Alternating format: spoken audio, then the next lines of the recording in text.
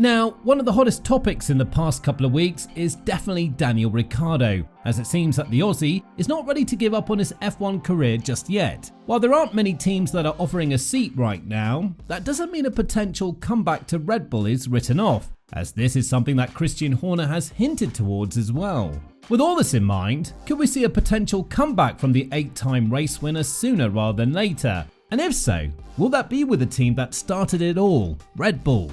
Christian Horner has found himself at the centre of the negativity when it comes to dealing with Ricciardo's career, the way Red Bull did without a proper announcement. But it seems like this was planned for quite some time before it was officialized a couple of days after the Singapore GP. Nevertheless, now it looks like Ricciardo's future with Red Bull is all but done, and Horner's latest comments have gone on to confirm exactly that, stating that there will be a re-evaluation of the drivers at the end of 2024 and a potential chance for the Aussie to hop into the Red Bull seat. What this also shows is that the Austrian team is not in a very good position, despite having a lot of choices. And while the primary narrative would be to hope that Lawson will be good enough to be kept for 2025 and a relevant option for Red Bull, not just Racing Bulls, the latest twist of events has shown that nothing in Red Bull is certain, even when the drivers are released from their duties. This would be the second comeback of Ricciardo from a short-term retirement, and when talking about it, Horner said,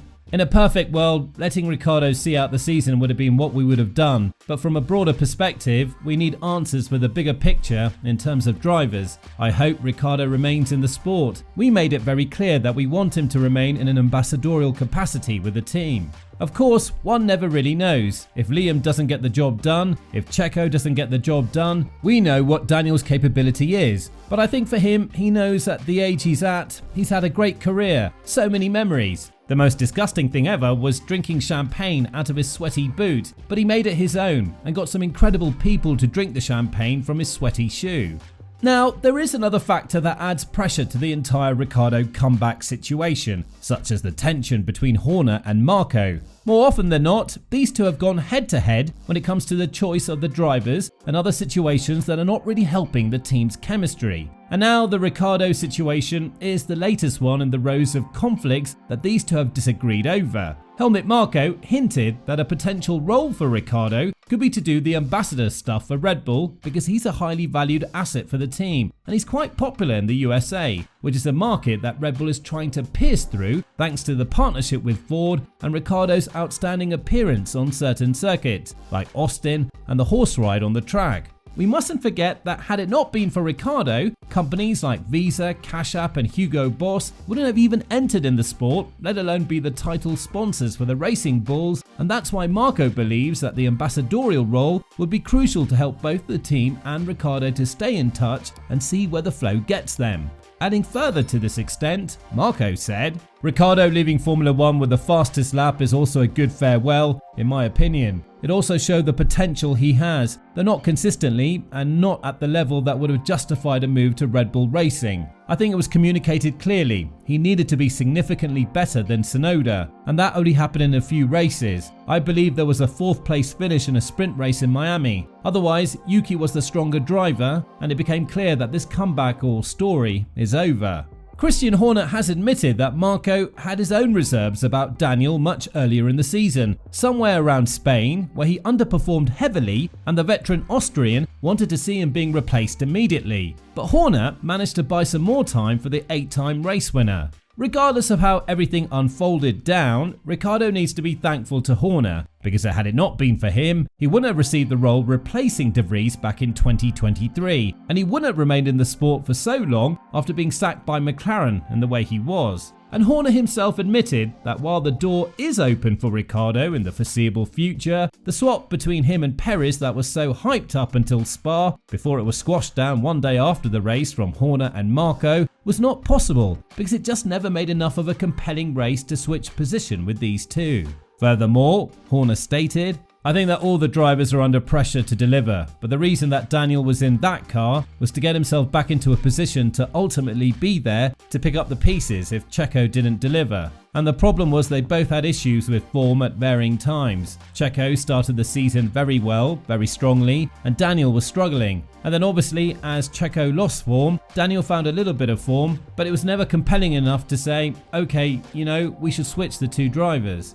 Again, it's something that is all but a closed chapter of Ricciardo's career, because while he recognised that this farewell hurts less than the one back in 2023 when McLaren's stint in his second year didn't work out, Ricciardo was all but excluding a retirement as a legitimate option in his career right now. The 8-time race winner believes that there is still something left for him to achieve in this sport, which right now does seem like a far-fetched scenario because of the competitiveness that other teams have posed on Red Bull, and also because there's a great chance that he won't even be on the list of the Austrian team's primary candidates to replace whoever is departing, Perez or Verstappen.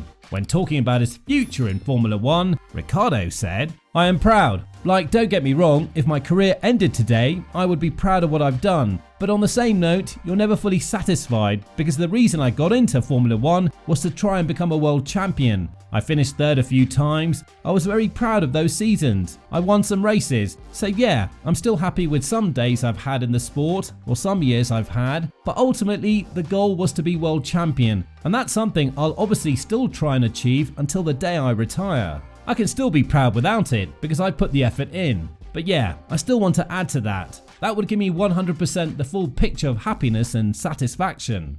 Again, everything has somehow turned negatively against Lawson because he's the one inheriting the spot of Ricciardo. But that doesn't mean the 22-year-old has been less deserving for the seat compared to Daniel. Even Liam admitted that he and Daniel had long talks and that the advice that the Aussie had to give to him was that there's only one shot you get at this sport, and if you miss it, then it's game over. This is all hinting towards a very interesting ending of the season, especially if you consider the fact that Lawson doesn't have a contract for 2025 because Red Bull are going to evaluate their options with the drivers yet again. This is what gives Ricciardo a glimmer of hope that not everything is over when it comes to his Formula 1 career. Because to hope that he would drive for Sauber is definitely not going to happen now that the Swiss squad have shortlisted their candidates, and Ricciardo is not anywhere near close to making it next to Hülkenberg.